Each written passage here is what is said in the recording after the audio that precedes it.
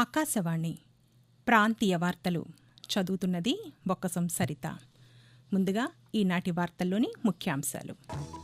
రాజస్థాన్, మధ్యప్రదేశ్, ఛత్తీస్గఢ్ శాసనసభ ఎన్నికల్లో భారతీయ జనతా పార్టీ విజయం సాధించింది. ప్రజలు సుపరిపాలన, అభివృద్ధికే పట్టం కట్టారని ఎన్నికల ఫలితాల అనంతరం ప్రధానమంత్రి నరేంద్ర మోదీ పేర్కొన్నారు. తెలంగాణ శాసనసభ ఎన్నికల్లో కాంగ్రెస్ పార్టీ ఘన విజయం సాధించింది. గవర్నర్ను కలిసిన ఆ పార్టీ నేతలు ప్రభుత్వ ఏర్పాటుకు ఆహ్వానించాలని కోరారు. తెలంగాణ గవర్నర్ తమిళిసై సౌందరరాజన్కు ముఖ్యమంత్రి కె చంద్రశేఖరరావు రాజీనామా లేఖను అందజేయగా ఆమె ఆమోదించారు. మిగ్జాం తుఫాన్ ఆంధ్రప్రదేశ్ తీరం దిశగా ప్రయాణిస్తున్న నేపథ్యంలో అప్రమత్తంగా ఉండాలని, ఎలాంటి పరిస్థితులైనా ఎదుర్కొనేందుకు సిద్ధంగా ఉండాలని ముఖ్యమంత్రి వైఎస్ జగన్మోహన్ రెడ్డి అధికారులను ఆదేశించారు. నేటి నుంచి పార్లమెంటు శీతాకాల సమావేశాలు ప్రారంభమవుతున్నాయి. ప్రతిపక్షాలు కోరే ఏ అంశంపైనైనా సభా నిబంధనల ప్రకారం చర్చించడానికి తాము సిద్ధంగా ఉన్నామని పార్లమెంటరీ వ్యవహారాల శాఖ మంత్రి ప్రహ్లాద్ జోషి తెలిపారు. ఇక వార్తల్లోని వివరాలు. రాజస్థాన్, మధ్యప్రదేశ్, ఛత్తీస్గఢ్ రాష్ట్రాల శాసనసభ ఎన్నికల్లో భారతీయ జనతా పార్టీ ఘన విజయం సాధించింది. ఈ విజయంపై ప్రధానమంత్రి నరేంద్ర మోదీ స్పందిస్తూ ఆదివాసీలు తమపై నమ్మకం ఉంచారని, వారి ఆకాంక్షలు నెరవేరుస్తామని తెలిపారు. 4 రాష్ట్రాల ఎన్నికల ఫలితాలపై ఢిల్లీలో నిన్న ఆయన మాట్లాడుతూ తెలంగాణలో ప్రతి ఎన్నికల్లో బలపడుతున్నామని, రాష్ట్రాభివృద్ధి కోసం ఎల్లప్పుడూ పనిచేస్తామని స్పష్టం చేశారు. ఆదివాసీల సంక్షేమానికి భారతీయ జనతా పార్టీ ప్రభుత్వాలు కట్టుబడి ఉన్నాయని వెల్లడించారు. 60 ఏళ్ల పాలనలో ఆదివాసీలను కాంగ్రెస్ పార్టీ పట్టించుకోకపోవడం వల్లే రాజస్థాన్ ప్రజలు మార్పు కోరుకున్నారని, మధ్యప్రదేశ్ ప్రజలు మాత్రం సుస్థిర ప్రభుత్వాన్నే మరోమారు కొనసాగించారని ప్రధానమంత్రి తెలిపారు. తెలంగాణ శాసనసభ ఎన్నికల్లో 119 స్థానాలకు గాను కాంగ్రెస్ పార్టీ 64 స్థానాల్లో గెలుపొంది అధికారం చేపట్టేందుకు సిద్దమైంది. భారత రాష్ట్ర సమితి 39 స్థానాలు, Bharatiya Janata party 8, MIM 7, CPI 1 స్థానంలో విజయం సాధించాయి. ఈ నేపథ్యంలో కాంగ్రెస్ నేతలు గవర్నర్ తమిళిసై సౌందరరాజన్ను నిన్న కలిసి ప్రభుత్వ ఏర్పాటుకు ఆహ్వానించాలని కోరుతూ లేఖ అందజేశారు. ఈరోజు శాసనసభ పక్ష సమావేశం అనంతరం శాసనసభ పక్ష నేత పేరును నివేదిస్తామని తెలిపారు. గవర్నర్ను కలిసిన వారిలో తెలంగాణ కాంగ్రెస్ కమిటీ అధ్యక్షులు ఏ రేవంత్ రెడ్డితో పాటు ఆ పార్టీ ముఖ్య నేతలు డీకే శివకుమార్, మాణిక్రావు ఠాక్రే, ఉత్తమ్ కుమార్ రెడ్డి, మల్లు రవి తదితరులు ఉన్నారు. గవర్నర్ను కలిసిన అనంతరం డీకే శివకుమార్ పాతికేయులతో మాట్లాడుతూ గవర్నర్ను కలిసి ప్రభుత్వం ఏర్పాటు చేస్తామని చెప్పామని, తమకు 65 మంది ఎమ్మెల్యేలు ఉన్నారని వివరించామని తెలిపారు. కాంగ్రెస్ పార్టీ విజయాన్ని తెలంగాణ అమరవీరులకు అంకితమిస్తున్నామని ఆ పార్టీ రాష్ట్ర అధ్యక్షులు ఏ రేవంత్ రెడ్డి తెలిపారు. కాంగ్రెస్ పార్టీ ఘన విజయం సాధించిన సందర్భంగా నిన్న ఆయన హైదరాబాదులో పాతికేయులతో మాట్లాడుతూ తెలంగాణ ప్రజల ఆశయాలు, ఆకాంక్షలను అమలు చేయడానికి ఈ తీర్పు ద్వారా కాంగ్రెస్ పార్టీ బాధ్యతను మరింత పెంచారని పేర్కొన్నారు. పార్టీ సీనియర్ నేతల సహకారంతోనే కాంగ్రెస్ విజయం సాధించిందని స్పష్టం చేశారు. ఇక నుండి ప్రగతి భవన్, ప్రజాభవన్ అవుతుందని రేవంత్ రెడ్డి తెలిపారు. తెలంగాణ ముఖ్యమంత్రి పదవికి కె చంద్రశేఖరరావు రాజీనామా చేశారు. నిన్న వెలువడిన అసెంబ్లీ ఎన్నికల ఫలితాల్లో భారత రాష్ట్ర సమితి 39 స్థానాల్లో మాత్రమే విజయం సాధించింది. ఈ నేపథ్యంలో చంద్రశేఖరరావు తన రాజీనామా లేఖను గవర్నర్కు పంపారు. ఆయన రాజీనామాను గవర్నర్ ఆమోదించారని రాజ్భవన్ వర్గాలు తెలిపాయి. ప్రజా తీర్పు గౌరవిస్తున్నామని తెలంగాణ భారతీయ జనతా పార్టీ అధ్యక్షులు, కేంద్ర మంత్రి జి కిషన్ రెడ్డి పేర్కొన్నారు. ఎన్నికల్లో గెలిచిన అభ్యర్థులందరికీ ఆయన అభినందనలు తెలిపారు. కామారెడ్డి జిల్లా కామారెడ్డిలో భారతీయ జనతా పార్టీ అభ్యర్థి కాటిపల్లి వెంకట రమణారెడ్డి విజయం సాధించడంతో కిషన్ రెడ్డి ఆయన్ను అభినందించారు. ఈ సందర్భంగా పాతికేయులతో మాట్లాడుతూ ఇద్దరు ముఖ్యమంత్రి అభ్యర్థులను ఓడించి బీజేపీకి విజయం చేకూర్చిన కామారెడ్డి ప్రజలకు ధన్యవాదాలు తెలిపారు. తాము అనుకున్న ఫలితాలు రానప్పటికీ బీజేపీ ఓటు బ్యాంకు దాదాపు 100% పెరిగిందని కిషన్ రెడ్డి తెలిపారు. మధ్యప్రదేశ్లో సుపరిపాలనకు, రాజస్థాన్, ఛత్తీస్గఢ్లో అవినీతికి వ్యతిరేకంగా ప్రజలు ఓటేశారని ఆంధ్రప్రదేశ్ భారతీయ జనతా పార్టీ అధ్యక్షురాలు దగ్గుబాటి పురంధరేశ్వరి పేర్కొన్నారు. 3 రాష్ట్రాల శాసనసభ ఎన్నికల్లో బీజేపీ విజయం సాధించిందని తెలిపారు. తెలంగాణ రాష్ట్ర పోలీస్ డైరెక్టర్ జనరల్గా రవి గుప్తా నియమితులయ్యారు.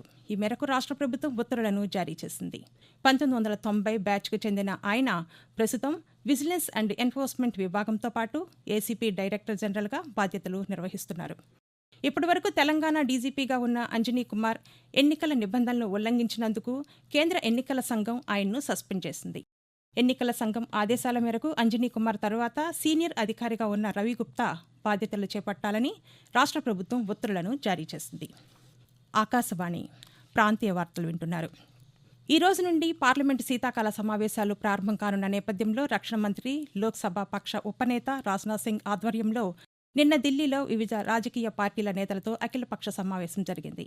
పార్లమెంటరీ వ్యవహారాల శాఖ మంత్రి ప్రహ్లాద్ జోషి సమక్షంలో జరిగిన ఈ సమావేశంలో 23 పార్టీల నుండి 30 మంది నేతలు పాల్గొన్నారు. జీరో అవర్తో పాటు వివిధ అంశాలపై ప్రతిపక్షాల నుండి పలు సూచనలు, సలహాలు వచ్చినట్లు మంత్రి ప్రహ్లాద్ జోషి తెలిపారు. ప్రతిపక్షాలు డిమాండ్ చేసే ఏ అంశంపైనైనా సభా నిబంధనల ప్రకారం చర్చించడానికి తాము సిద్ధంగా ఉన్నట్లు ప్రకటించారు. నైరుతి బంగాళాఖాతంలో ఏర్పడిన మిగ్జామ్ తుఫాన్ ఆంధ్రప్రదేశ్లోని నెల్లూరుకు 250 కిలోమీటర్ల ఆగ్నేయంగా, బాపట్లకు దక్షిణ ఆగ్నేయంగా 360 కిలోమీటర్లు, మచిలీపట్నానికి ఆగ్నేయంగా 380 కిలోమీటర్ల దూరంలో కేంద్రీకృతమై ఉంది. ఇది ఉత్తర వాయువ్య దిశగా పయనించి ఈరోజు ఉదయానికి బలపడి ఉత్తర తమిళనాడు, దక్షిణ కోస్తా తీరం దిశగా రానుందని, ఆ తర్వాత ఉత్తరంగా దిశ మార్చుకొని దక్షిణ కోస్తాకు సమాంతరంగా పయనించే క్రమంలో తీవ్ర తుపానుగా బలపడనుందని అమరావతిలోని భారత వాతావరణ కేంద్రం తెలిపింది. ఈ క్రమంలో రేపు మధ్యాహ్నంలోపు నెల్లూరు, మచిలీపట్నం మధ్య తీరం దాటుతుందని అంచనా వేస్తున్నారు. తీవ్ర తుఫాన్ తీరం దాటేటప్పుడు దక్షిణ కోస్తాలో గంటకు 90 నుండి 100 కిలోమీటర్లు, అప్పుడప్పుడు 110 కిలోమీటర్ల వేగంతో, ఉత్తర కోస్తాలో 45 నుండి 55 కిలోమీటర్లు, అప్పుడప్పుడు 65 కిలోమీటర్ల వేగంతో బలమైన గాలులు వీస్తాయని వాతావరణ కేంద్రం తెలిపింది. గాలుల తీవ్రత నేపథ్యంలో దక్షిణ కోస్తా తీవ్ర తుఫాన్ తీరం దాటే సమయంలో సముద్రంలో అలలు మీటర్ నుండి మీటర్న్నర ఎత్తు వరకు ఎగిసిపడతాయని, దీంతో లోతట్టు ప్రాంతాలు నీట మునుగుతాయని హెచ్చరించింది. కాగా మిగ్జామ్ ప్రభావంతో రాయలసీమ, దక్షిణ కోస్తాలో అనేక ప్రాంతాల్లో మోస్తరు నుండి భారీ వర్షాలు కురిశాయి. కోస్తా, రాయలసీమల్లో గాలులు బలంగా వీస్తున్నాయి. కృష్ణపట్నం, నిజాంపట్నం, మచిలీపట్నం ఓడరేవుల్లో 3వ నెంబర్, కోస్తాలోని మిగిలిన రేవుల్లో 2వ నెంబర్ భద్రతా సూచిక ఎగురవేశారు.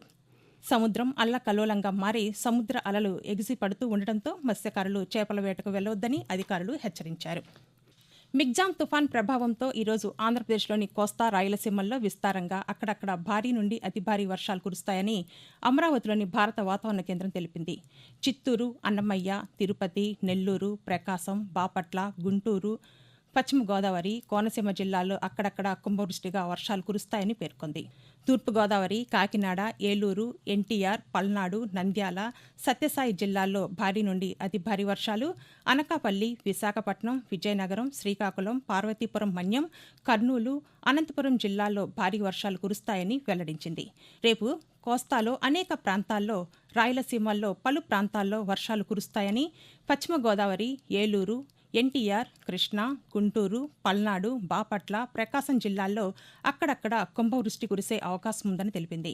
కాకినాడ, తూర్పుగోదావరి, కోనసీమ, నెల్లూరు, కడప, కర్నూలు, నంద్యాల జిల్లాల్లో అతి భారీ వర్షాలు, వైఎస్ఆర్, అన్నమయ్య, అనకాపల్లి, అల్లూరి సీతారామరాజు, విశాఖపట్నం, విజయనగరం, పార్వతీపురం మన్యం, శ్రీకాకుళం జిల్లాల్లో భారీ వర్షాలు కురుస్తాయని పేర్కొంది. ఎల్లుండి ఉత్తర కోస్తాలో అనేక చోట్ల, ఉత్తర కోస్తా, రాయలసీమల్లో పలుచోట్ల వర్షాలు, కాకినాడ, అల్లూరి సీతారామరాజు, అనకాపల్లి, విశాఖపట్నం, విజయనగరం, పార్వతీపురం మన్యం జిల్లాల్లో అక్కడక్కడ భారీ వర్షాలు కురుస్తాయని వాతావరణ కేంద్రం తెలిపింది. వార్తలు ముగించే ముందు ముఖ్యాంశాలు మరోసారి. రాజస్థాన్, మధ్యప్రదేశ్, ఛత్తీస్గఢ్ శాసనసభ ఎన్నికల్లో భారతీయ జనతా పార్టీ విజయం సాధించింది. ప్రజలు సుపరిపాలన, అభివృద్ధికే పట్టం కట్టారని ఎన్నికల ఫలితాల అనంతరం ప్రధానమంత్రి నరేంద్ర మోదీ పేర్కొన్నారు.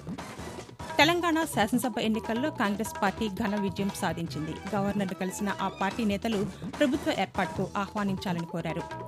తెలంగాణ గవర్నర్ తమిళిసై సౌందరరాజన్కు ముఖ్యమంత్రి కె చంద్రశేఖరరావు రాజీనామా లేఖను అందచేయగా ఆమె ఆమోదించారు. మిగ్జామ్ తుఫాన్ ఆంధ్రప్రదేశ్ తీరం దిశగా ప్రయాణిస్తున్న నేపథ్యంలో అప్రమత్తంగా ఉండాలని, ఎలాంటి పరిస్థితులైనా ఎదుర్కొనేందుకు సిద్ధంగా ఉండాలని ముఖ్యమంత్రి వైఎస్ జగన్మోహన్ రెడ్డి అధికారులను ఆదేశించారు. నేటి నుంచి పార్లమెంట్ శీతాకాల సమావేశాలు ప్రారంభమవుతున్నాయి. ప్రతిపక్షాలు కోరే ఏ అంశంపైనైనా సభా నిబంధనల ప్రకారం చర్చించడానికి తాము సిద్ధంగా ఉన్నామని పార్లమెంటరీ వ్యవహారాల శాఖ మంత్రి ప్రహ్లాద్ జోషి తెలిపారు. ఆకాశవాణి ప్రాంతీయ వార్తలు ఇంతటితో సమాప్తం.